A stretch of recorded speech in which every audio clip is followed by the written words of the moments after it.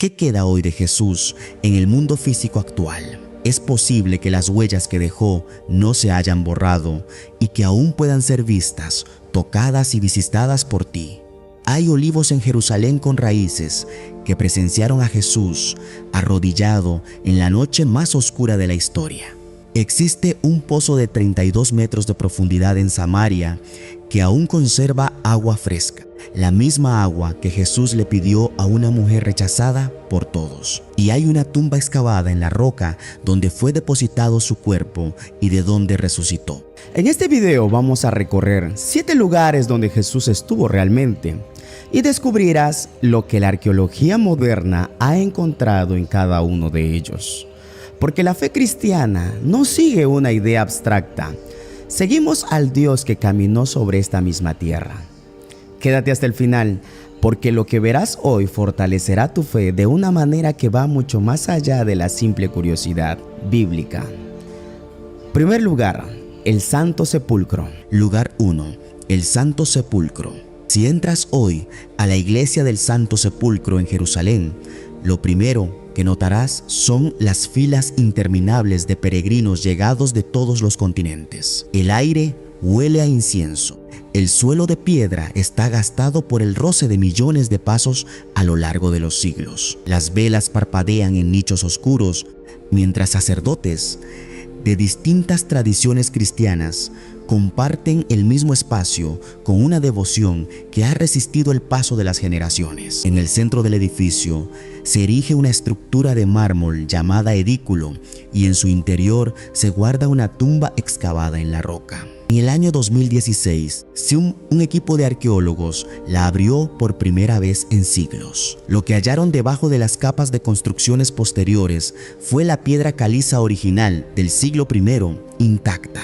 El sitio, venerado desde los primeros tiempos del cristianismo, fue confirmado como auténtico en términos geológicos e históricos. En esa misma iglesia se encuentra también el Gólgota, la roca donde ocurrió la crucifixión, hoy expuesta y visible a través de un panel de vidrio. Dos de los momentos más trascendentales de la historia humana ocurrieron a pocos metros el uno del otro y ambos se pueden contemplar hoy. La tumba existe, el Gólgota existe, pueden verse y pueden tocarse. Fue allí donde José de Arimatea depositó el cuerpo de Jesús en una tumba nueva, sellada con una enorme piedra en la prisa de una tarde antes del sábado. Fue allí, antes del amanecer del primer día de la semana, donde María Magdalena llegó sola, quebrantada por el dolor, y encontró la piedra corrida. No había ningún cuerpo, solo telas cuidadosamente dobladas y una pregunta que resonaría por 2 milenios. ¿Por qué buscan entre los muertos al que vive? Esta es la certeza central de la fe cristiana. No es una metáfora, es un acontecimiento localizado, fechado y confirmado por la misma piedra. Jesús fue sepultado allí, pero no se quedó en ese lugar. Quien cruza ese umbral hoy lleva consigo el peso y la alegría de esta verdad. La muerte fue vencida en ese punto exacto y las piedras siguen siendo testigos. Segundo lugar, Getsemaní. Lugar 2. Getsemaní, pero Jerusalén guarda otro sitio más pequeño, más silencioso y profundamente íntimo. Un jardín donde comenzó esa misma noche trágica y donde algunos de sus árboles aún permanecen en pie. Getsemaní. Hoy el jardín de Getsemaní se ubica al pie del Monte de los Olivos, muy cerca de la muralla oriental de Jerusalén. Es un espacio protegido donde destacan 8 olivos centenarios de troncos retorcidos, tan gruesos que parecen columnas de piedra viva. El suelo a su alrededor es seco y terroso. En el año 2021, científicos de la Universidad de Bolonia realizaron análisis de ADN y datación a estos árboles, y los resultados impresionaron a la comunidad científica. Varios de ellos poseen raíces que se remontan directamente al siglo I. Los olivos tienen la capacidad de regenerarse a través del mismo sistema radicular durante milenios. Las raíces que se hunden hoy en esa tierra son exactamente las mismas que estaban allí aquella noche. Quienes visitan Getsemaní pueden tocar esos troncos, sentarse en esa tierra y saber con precisión científica que esos árboles estuvieron allí, vieron lo que ocurrió y aún permanecen en pie. Lo que presenciaron fue el momento más solitario de la historia humana. Jesús entró al huerto después de la última cena. Pidió a sus discípulos que velaran y avanzó unos pasos más. El evangelista Lucas relata que, consumido por la agonía, oró con tal intensidad que su sudor caía a tierra como grandes gotas de sangre. Mateo conserva sus palabras exactas: Padre mío, si es posible, pasa de mí esta copa, pero no sea como yo quiero, sino como tú. Entonces aparecieron las antorchas, los soldados y Judas con un beso. Esos olivos lo vieron todo. El impacto de este jardín no está solo en lo que allí sucedió, sino en lo que Jesús decidió hacer. Él sabía lo que le esperaba y decidió quedarse. No huyó, no se resistió, ni pidió el auxilio de las legiones de ángeles que podía convocar. Se entregó con plena conciencia bajo la sombra de esos olivos, pensando en cada persona que alguna vez escucharía esta historia. Su entrega no comenzó en la cruz, comenzó allí, en una oración que le costó todo. Lugar 3. El pozo de Jacob. Existe otro lugar, lejano a Jerusalén, situado en una región que ningún judío piadoso de la época se atrevería a cruzar. Un sitio donde Jesús se detuvo, se sentó y pidió de beber. Al bajar unos escalones en el interior de una iglesia ortodoxa en Naplusa, en Cisjordania, se descubre algo inesperado. Un pozo abierto con agua a 32 metros de profundidad, excavado a mano en la roca hace más de 3000 años. Todavía hoy, un cubo atado a una cuerda desciende hasta el fondo para extraer agua fresca. El suelo que lo rodea es de piedra antigua, fría y desgastada por millones de peregrinos. La boca original del pozo, datada en el periodo del Segundo Templo, fue identificada por los arqueólogos exactamente en ese lugar, preservada bajo capas de historia. Los cristianos han venerado este punto sin interrupción desde el siglo I. Esta continuidad documental e histórica es algo extremadamente raro en la arqueología bíblica. De todos los lugares vinculados a Jesús, este es uno de los que ofrece mayor certeza histórica. El pozo que describe en el Evangelio de Juan existe, se puede ver, se puede tocar y todavía contiene agua. Fue junto a este pozo donde Jesús, fatigado del camino, se sentó a descansar y le pidió agua a una mujer samaritana. Ella había ido sola al mediodía, a la hora de mayor calor, precisamente para evitar encontrarse con la gente del pueblo. Pero se encontró con Jesús sin que ella dijera una sola palabra. Él conocía toda su vida, sus 5 maridos y su situación actual. La vio por completo, sin juzgarla y sin condenarla. Jesús no tenía necesidad geográfica de atravesar Samaria. Los judíos rodeaban esa región por prejuicio. Sin embargo, Él eligió pasar por allí. Eligió sentarse junto a ese pozo para esperar a esa mujer a la que todos daban la espalda. En los evangelios no existen las casualidades. Todo respondió a una elección, y ese pozo de agua viva sigue allí para recordárnoslo. Lugar 4. Magdala.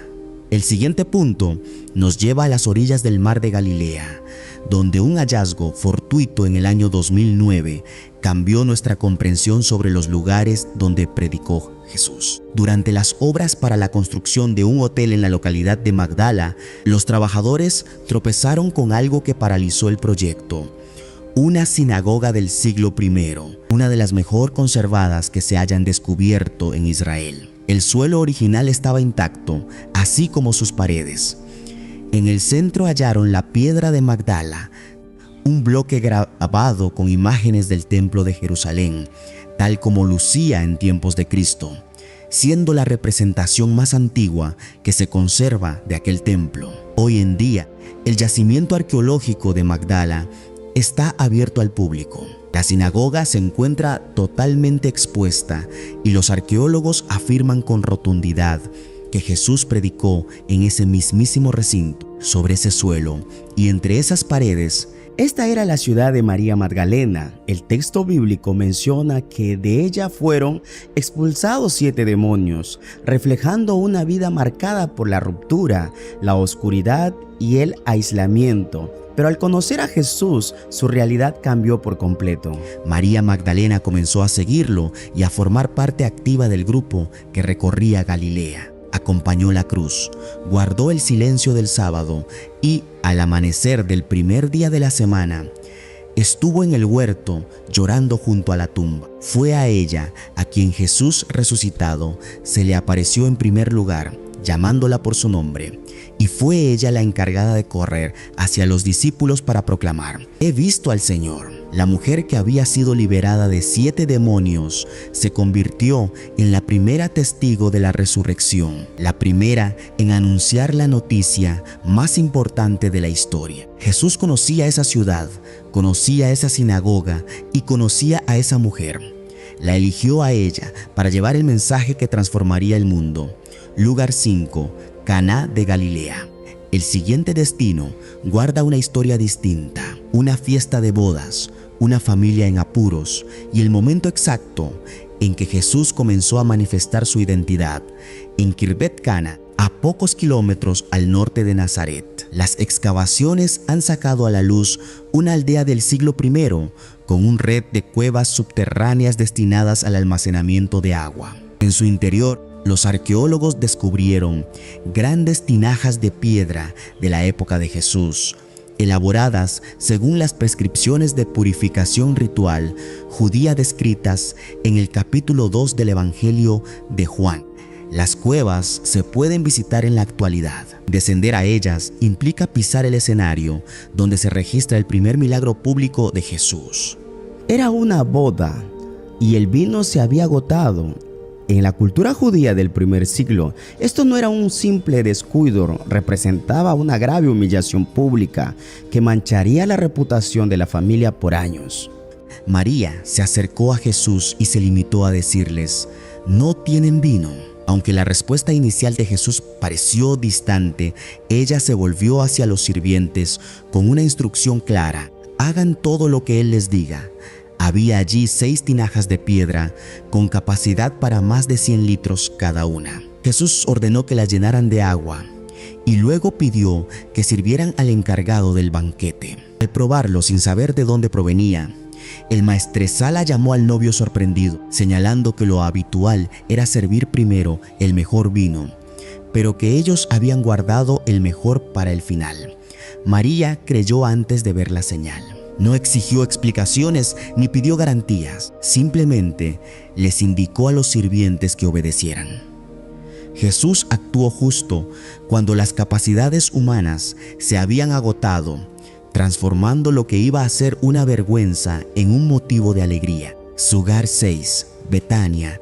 El 6º lugar es un hogar, una casa donde Jesús encontró refugio, donde lloró y donde la muerte encontró su límite. En la moderna localidad de Aleizarilla, en Cisjordania, se conserva la tumba de Lázaro, excavada en la roca viva, con peldaños del siglo I aún accesibles. Quienes bajan por su estrecha escalera curva sienten la humedad y el frío de la piedra original. Bajo la ciudad actual, la investigación arqueológica ha confirmado la ubicación de la antigua aldea de Betania mediante cerámica y estratigrafía de la época.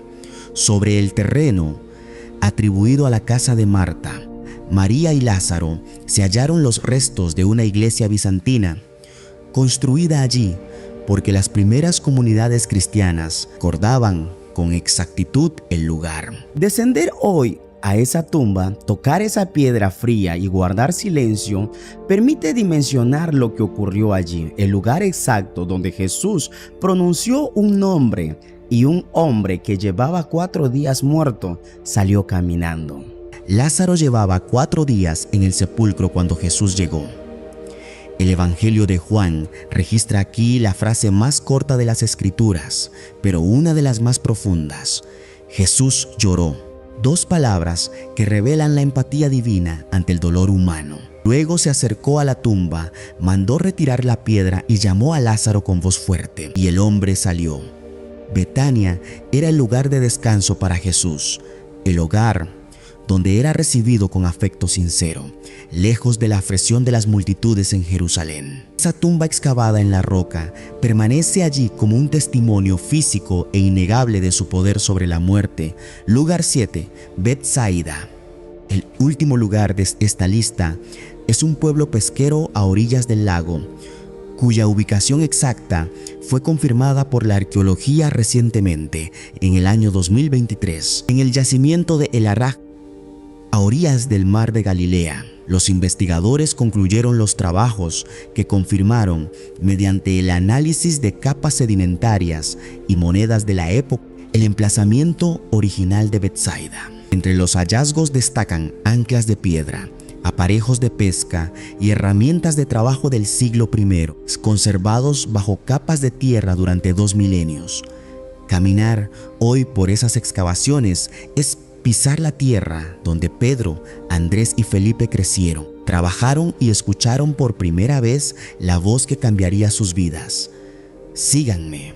Betsaida fue la cuna de estos discípulos. Allí Jesús devolvió la vista a un ciego y también allí pronunció una advertencia severa, pues a pesar de haber presenciado múltiples milagros, la ciudad prefirió endurecer su corazón y terminó cayendo en el olvido.